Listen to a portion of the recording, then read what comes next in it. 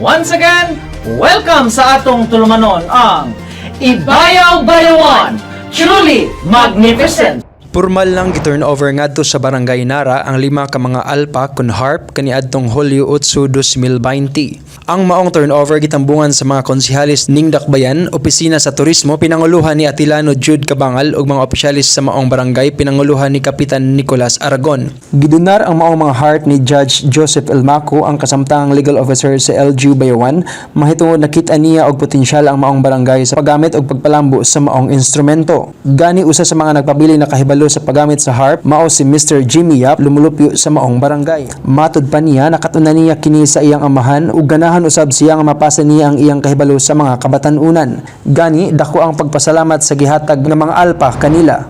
Pasalamat po ko sa ila kaya support po sila dire po sa ako wala ko magdumdum gani nga may anane ba nga po sitwasyon nga pasalamat po ko sa ila nga sila tabangan po ko nila. Matud pa ni Judge Elmaco nga napili niyang ihatag nga instrumento ang alpa mahitungod sa koneksyon nga ihatag niini sa spiritual nga kinabuhi sa tawo. Kay matud pa kaniadtong panahon nga gigamit kini nga instrumento, gigamit kini sa hari aron sa pagdayeg sa kahitasan. Dugang pa niya nga kini iyang gipadala sa Barangay Nara aron mapaila sa mga mag-uuma isip alternatibo nga maoy mopahupay sa ilang kakapoy human sa tibok adlaw nga pag-uma.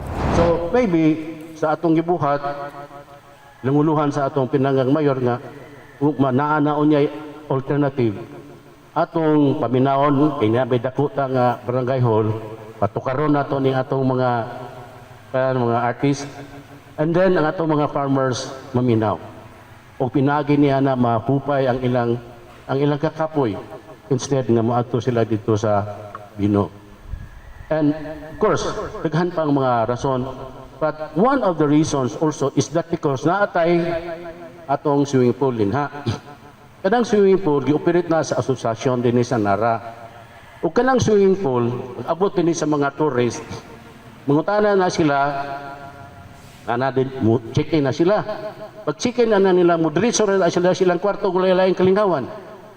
Pero naaning mga atong mga magdudula sa Alpa. Pag sulod nila dito, pwede na to silang entertainon din sa atong mga players. And then they will listen, binaw sila sa atong mga players din magtukar sa atong alpa. And kina sila, magbili na silang handumanan nga sa umaabot nga mga adlaw ila nang ipaambit, ban, nga moingon sila nga mubalik ta o matutas nara. Kaya ang atong makita dito, dili lamang ang kaliguan, kundi ang abilidad sa mga taga-Nara nga modula sa alpa. Kaning alpa adunay lambigit sa atong pagtuo kumo Kristiyano man ta. So hinaot nga sa atong gibuhat panalanginan ta sa kahitasan nga kita mo lampos kay ang katuyuan manggod sa syudad nga nahimo siyang agricultural city ug unsaon nga dili lamang kita sufficient sa pagkaon kundi pinaagi sa atong kusog daghan pa ang atong mahimo nga pagkaon ug makap sa atong mga silingan nga mga lungsod dako kaya na nga contribution sa syudad sa Bayawan o kining atong musical instrument makahatag ng kadasig sa atong mga magbabaol. Gani giawhag ni Mayor Pride Henry A. Teves ang tanang bayawanon nga palambuon pa ang paggamit sa maong instrumento isip kini makahatag og dugang garbo dili lamang sa kinabuhi sa matag bayawanon kundi alang sa dakbayan sa Bayawan. It's an honor, no? I hope mo-develop ni because I know there are only a very few players who know how to use the harp. If we can teach our children, how to use this too, then it will be unique that they'll say, in Barangay Nara, the barangay of harpists, no? Musicians for the kings and the queens. Anyways, sa inyong barangay, ug sa atong grupo sa Bayawan City, this is a testament to what we started, all of us. Hato gining parekhanon. Kay mo ni makatabang sa atong pinalanggang syudad ug sa atong pinalanggang mga Bayawan. Ang maong mga harp dili lamang mohatag puhon og kalingawan sa Nara Water Park kundi kini mopakita sa mga abilidad sa mga taga Barangay Nara. Kini si Ninyo Untal, Ibayaw, Bayawan. Gikalipay ni Tatay Melchor de la Peña usa ka benepisyaryong mag-uuma ang pagbisita usab ni Mayor Pride Henry A. Teves sa iyang farm sa Barangay Nara. Mainumduman nga si Tatay Melchor usa sa mga mag-uuma nga nakabenepisyo sa upland fishing kundi si Mayor Teves mismo ang nidasig kaniya sa pagpalambo sa maong programa sa LGU Bayawan.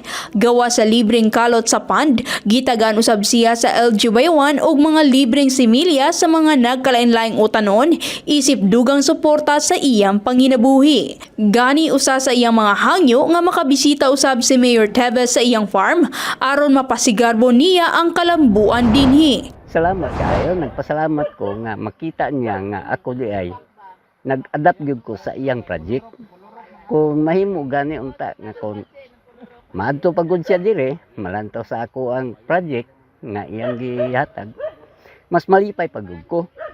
Kung maduaw manggaling siya sining iyang mga project nga gihatag sa mua. Ug gani kaniadtong Hulyo 8, 2020 natubag ang iyang hangyo mahitungod personal nga miadto si Mayor Teves sa iyang farm. Sa maong higayon iyang gipakita ang iyang pond nga kaniadto tilapia lamang ang iyang gibuhi apan karon aduna na pod African hito. Sa palibot usab sa iyang farm adunay mga tanom nga mga utanon sama sa palya, atsal, talong ug kamatis. Gani human sa nakitang kalambuan ni Mayor Teves, gisaysay niya ang dugang pang mga kalambuan nga pagabuhaton dili lamang sa iyang farm kundi sa tibok Barangay Nara ug Barangay Tabuan isip mamahimong tilapia ug hito capital sa Dakbayan sa Bayawan. Ko sa pagbalik dire because nakita nato nga itubo gyud atong gipang tanom. Ato man ang gipang tanom, syudad may gatanom ani. Unang balik na ako dire usap pa man ni kubok. Karon usap at tulo. Sultig atong amigong tagiya nga napa ko na ikaupat. It means it makes money and it helps the community.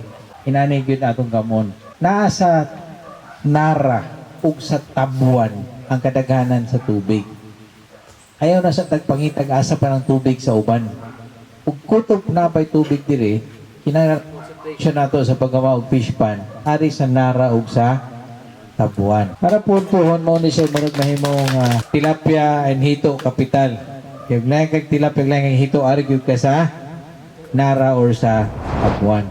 Bag-uhay lang nagpaygayon sa iyang harvest sa tilapia ug African hito si Tatay Melchor de la Peña kundiin kini resulta sa dakong suporta ni Mayor Pride Henry A. Teves sa LGU Bayawan ug sa kakugi ni Tatay Melchor. Kini si Judan Empeño, Ibayaw, Bayawan. Malipayong mibisita sa Dakbayan sa Bayawan ang pipila sa mga opisyales sa munisipalidad sa Pamplona pinanguluhan ni Vice Mayor George Duran kaniadtong Hulyo 15. Kini may tungod sa ilang kabubuton nga personal nga makita ug makatunan ang mga programa sa Dakbayan sa Bayawan nga mamahimong maimplementar usab sa ilang munisipalidad. Sa maong adlaw, personal silang giduyugan ni Mayor Pride Henry A. Teves sa ilang pagbisita sa mga best practices sa Dakbayan sa Bayawan sama sa sanitary landfill, CCTV command center, legislative building ug business one-stop shop. Gani gipaabot ni Vice Mayor George Duran ang iyang kalipay ug pagpasalamat kay Mayor Teves sa positibong tubag niini sa ilang hangyo nga makabisita sa Dakbayan sa Bayawan. Nalibay ko nga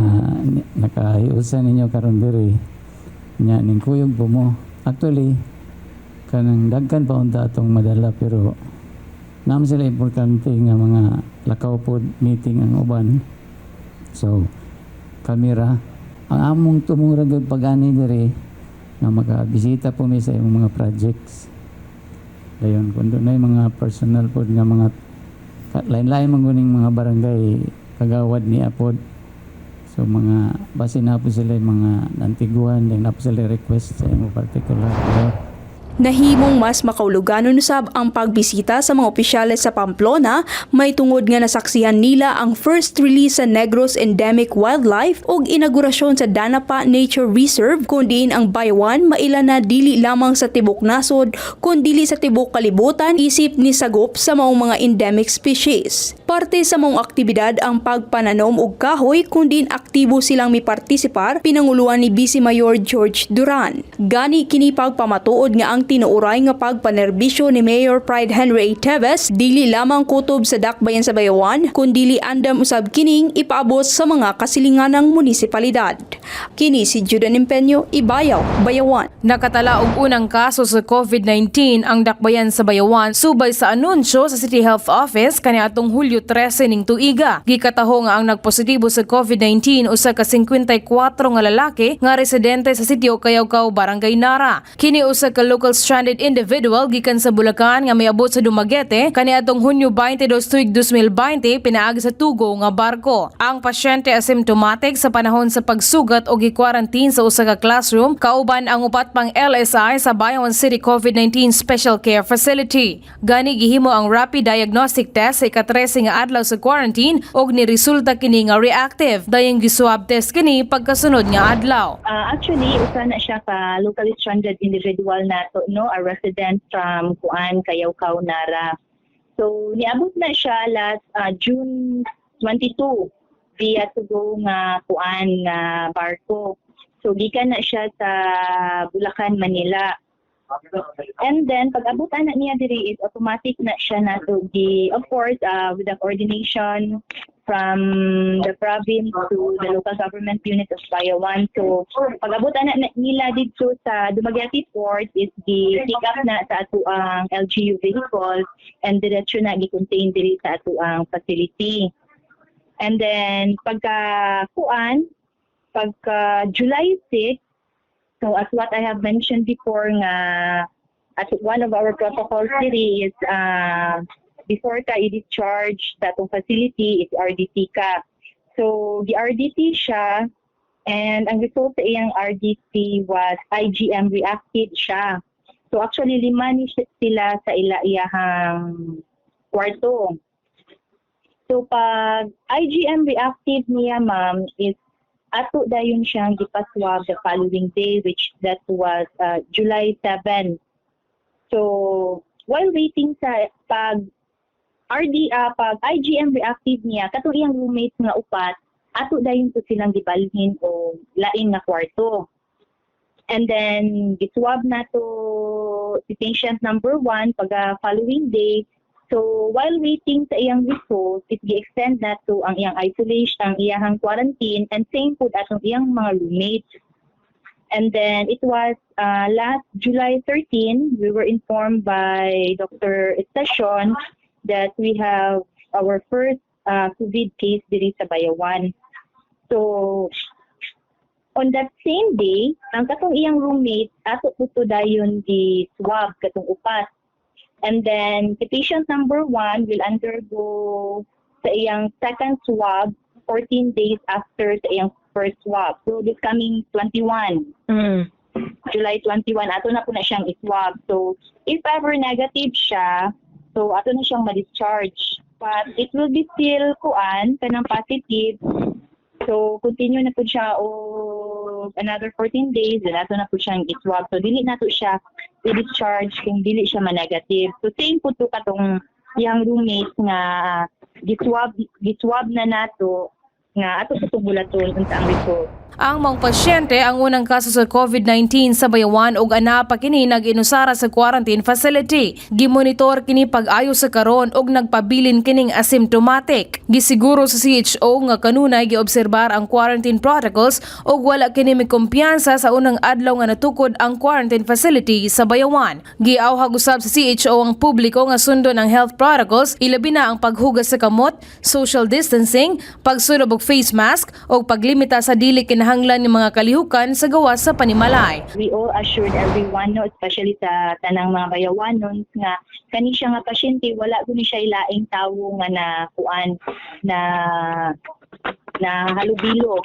So right after pag abutan nila sa Dumaguete Port, ikuha sa atong LGU vehicle, diretso na siya diri sa ato ang facility. So na-contain jud ni siya nato. But of course, dili gyud gyapon ta mo kumpiyansa, no, especially nga kuan nata sa MGTQ. So it doesn't mean nga murag kalimtan nato ato ang mga precautionary measures. Even though we are all allowed to go back to work, but we have to remember sa atong precautionary measures. So muna siya akong ginaingon nga we have to avoid men. So men stands for our mouth, eyes, and nose. Kay kabalo man ta dira jud mo agi ang virus. But instead, we have to follow women.